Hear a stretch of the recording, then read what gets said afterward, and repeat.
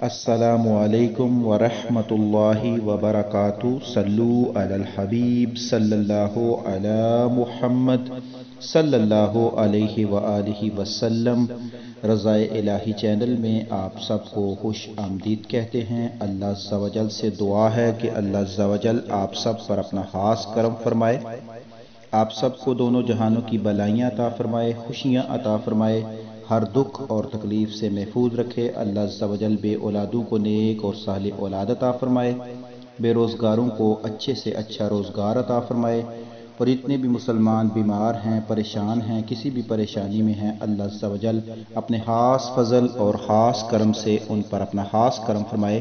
اللہ عز و جل آپ سب کی تمام جائز دلی خواہشوں کو پورا فرمائے۔ آج ہم بات کریں گے نماز میں کون سی چیزیں جو ہیں وہ شرائط میں شامل ہیں اور کون سی چیزیں جو ہیں وہ فرائض میں شامل ہیں، اور پھر انشاءاللہ آگے اس کی ڈیٹیل بیان کریں گے۔ یہ بات ذہن میں رکھیے گا کہ زندگی میں ہمیں جب بھی کسی چیز کی ضرورت پڑتی ہے تو ہم اس کو سیکھ لیتے ہیں۔ ہمیں موبائل ملا، ہم نے اس کو چلانا سیکھ لیا اور بہت جلد سیکھ لیا۔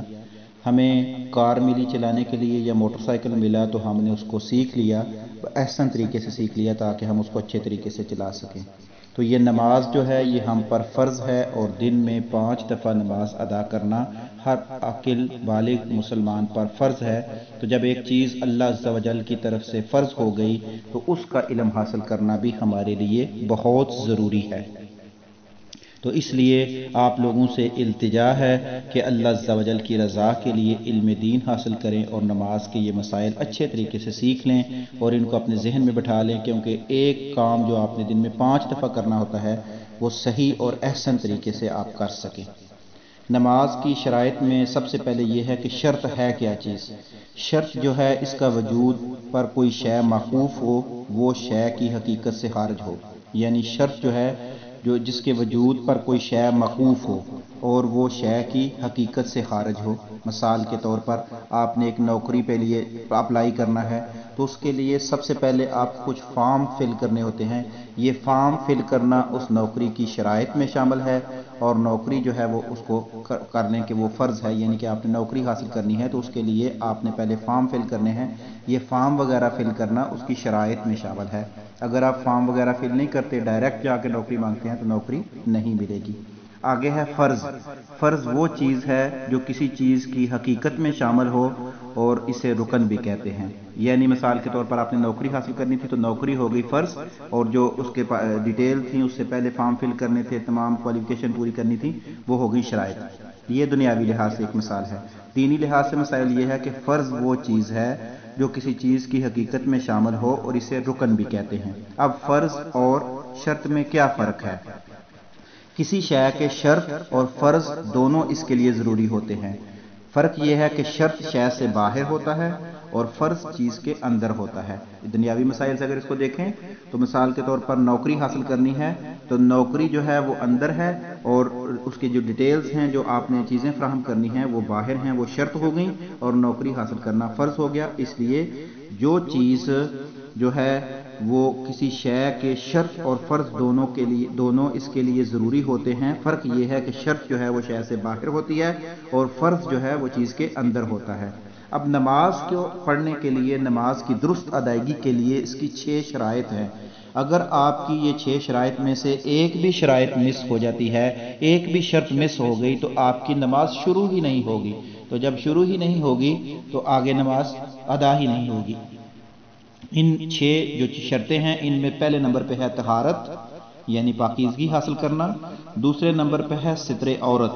ستر عورت میں جو ہے وہ کتنا کپڑا آپ کو چاہیے نماز ادائیگی میں، کتنی چیزیں آپ کے اوپر فرض ہیں، یہ وہ چیزیں اس میں بیان ہوتی ہیں۔ پھر ہے استقبال قبلہ، یعنی آپ کا قبلہ رخ ہونا۔ پھر ہے وقت، یعنی کہ نماز کا وقت بھی ہو۔ آپ مثال کے طور پر ظہر کے وقت فجر کی نماز پڑھنا شروع کر دیں تو وہ وقت تو نہیں ہے، جس نماز کا وقت ہوگا اسی نماز کی ادائیگی ہوگی نا، قضا نمازوں کے علاوہ۔ آگے ہے نیت، یعنی آپ کو یہ بھی پتا ہو کہ آپ کون سی نماز پڑھ رہے ہیں۔ نیت کا ہونا بھی تو آپ کے ذہن میں ضروری ہے کہ آپ کو پتہ ہی نہ ہو کہ آپ کون سی نماز پڑھ رہے ہیں، تو یہ بھی نماز کی شرائط میں شامل ہے۔ آگے ہے تکبیر تحریمہ، یعنی نماز شروع کرنے کے لیے اللہ اکبر جو ہم کہتے ہیں اسے تکبیر تحریمہ کہتے ہیں۔ تکبیر تحریمہ جو ہے یہ نماز کی شرائط میں بھی شامل ہے اور نماز کے فرائض میں بھی شامل ہیں، کیونکہ یہ دونوں آپس میں ملتے جلتے ہیں، یعنی کہ ان کا آپس میں اتصال ہے، بہت زیادہ اتصال ہے، اس وجہ سے یہ فرائض میں بھی شامل کر دیا گیا ہے اور اس کو شرائط میں بھی شامل کر دیا گیا ہے۔ حقیقت میں یہ جو ہے یہ نماز کی شرائط میں سے ہے تکبیر تحریمہ۔ اب نماز میں ہم نے پڑھ لیا کہ 6 چیزیں شرط ہیں: طہارت، ستر عورت، استقبال قبلہ، وقت، نیت اور تکبیر تحریمہ۔ اس کے بعد ہے نماز میں کتنی چیزیں فرض ہیں۔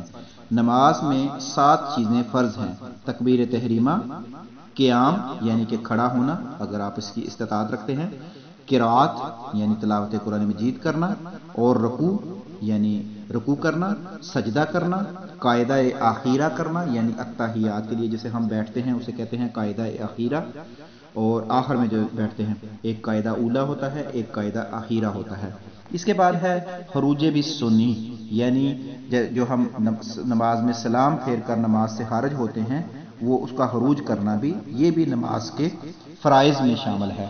اب ہم نے پڑھ لیا کہ نماز کی 6 شرطیں ہیں اور نماز کے 7 فرض ہیں۔ نماز کے 7 فرض کون کون سے ہیں؟ تکبیر تحریمہ، قیام، قرات، رکوع، سجدہ، قاعدہ اخیرہ اور خروج بالسنی۔ اب ان جو 7 نماز کے فرض ہیں اور 6 نماز کی شرائط ہیں، ان میں سے اگر ایک بھی چیز مس ہو جاتی ہے، یعنی ان تمام جو 13 چیزیں ہیں، ان 13 چیزوں میں اگر ایک بھی چیز کم ہو جاتی ہے تو آپ کی نماز نہیں ہوگی، شروع ہی نہیں ہوگی۔ اگر شرائط میں سے کمی ہے تو پھر تو آپ کی نماز شروع ہی نہیں ہوگی۔ دنیاوی لحاظ سے آپ کو بتایا تھا کہ جب آپ کسی جگہ پہ اپلائی کرتے ہیں تو اس میں سے اگر آپ کا ایک فارم ہی مس ہے تو آپ کی فائل آگے جائے گی ہی نہیں، کیونکہ آپ کی فائل میں کچھ چیزیں مس ہیں۔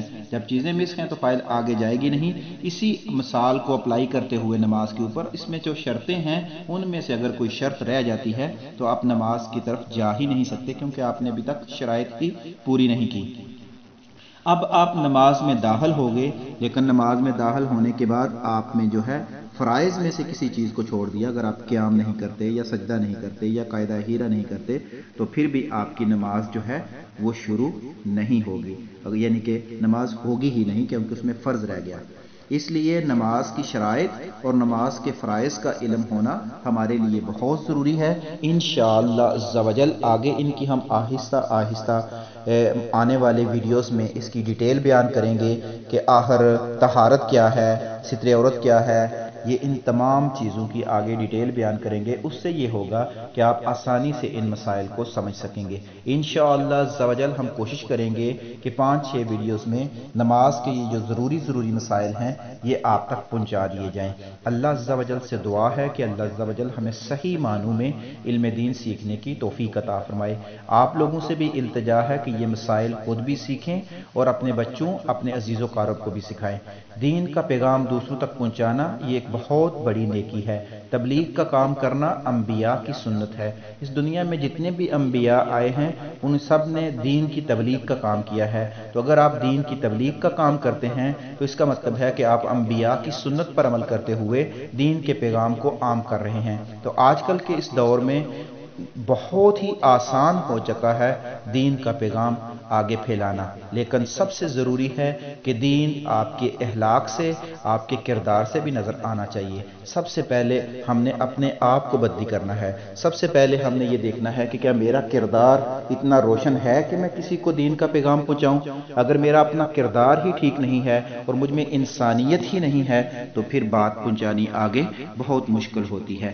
دین کا پیغام جب بھی آگے پہنچایا جاتا ہے محبت کے ساتھ اور پیار کے ساتھ جو ہے وہ آگے پہنچایا جاتا ہے، تاکہ اگلے کو آپ کے اچھے انداز سے، اچھی گفتگو سے اس کا دل متاثر ہو اور وہ دین کی طرف آئے۔ اللہ عز و جل ہمیں صحیح معنوں میں دین کی خدمت کرنے کی توفیق عطا فرمائے، اور اللہ عز و جل سے دعا ہے کہ اللہ عز و جل ہمارا سیکھنا اپنی بارگاہ اقدس میں قبول و منظور فرما لے، کیونکہ جو علم دین سیکھتا ہے اور وہ اس میں مشکلات جو اس سے سامنا کرنا پڑتا ہے تو اس کی جنت کی منزلیں آسان کر دی جاتی ہیں۔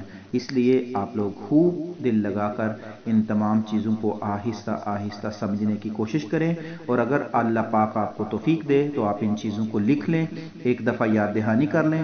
جب آپ یہ لکھ لیں گے تو یہ آپ کے ذہن میں بیٹھ جائیں گی، اس سے یہ ہوگا کہ آپ اچھے طریقے سے نماز کے مسائل سیکھ سکیں گے۔ اللہ عز و جل آپ پر اپنا خاص کرم فرمائے، دونوں جہانوں کی بلائیاں عطا فرمائے، خوشیاں عطا فرمائے، ہر دکھ اور تکلیف سے محفوظ رکھے۔ ہم آپ لوگوں کے شکر گزار ہیں کہ آپ رضائے الہی چینل کا ساتھ دے رہے ہیں اور اس کی ویڈیوز کو دیکھ رہے ہیں اور علم دین حاصل کر رہے ہیں۔ انشاءاللہ عز و جل چینل پر نماز جو ہے تجوید کے ساتھ موجود ہے، لنک اوپر جو ہے وہ بتا دیا جائے گا، آپ کو ڈسکرپشن میں بھی لگا دیا جائے گا، تاکہ آپ اچھے طریقے سے نماز تجوید کے ساتھ بھی سیکھ لیں۔ مسائل کے ساتھ ساتھ تجوید کے ساتھ نماز سیکھ کر آپ اپنی نمازیں درست کر سکتے ہیں۔ اللہ عز و جل ہمیں صحیح معنوں میں نماز پنجگانہ ادا کرنے کی توفیق عطا فرمائے۔ السلام علیکم ورحمۃ اللہ وبرکاتہ۔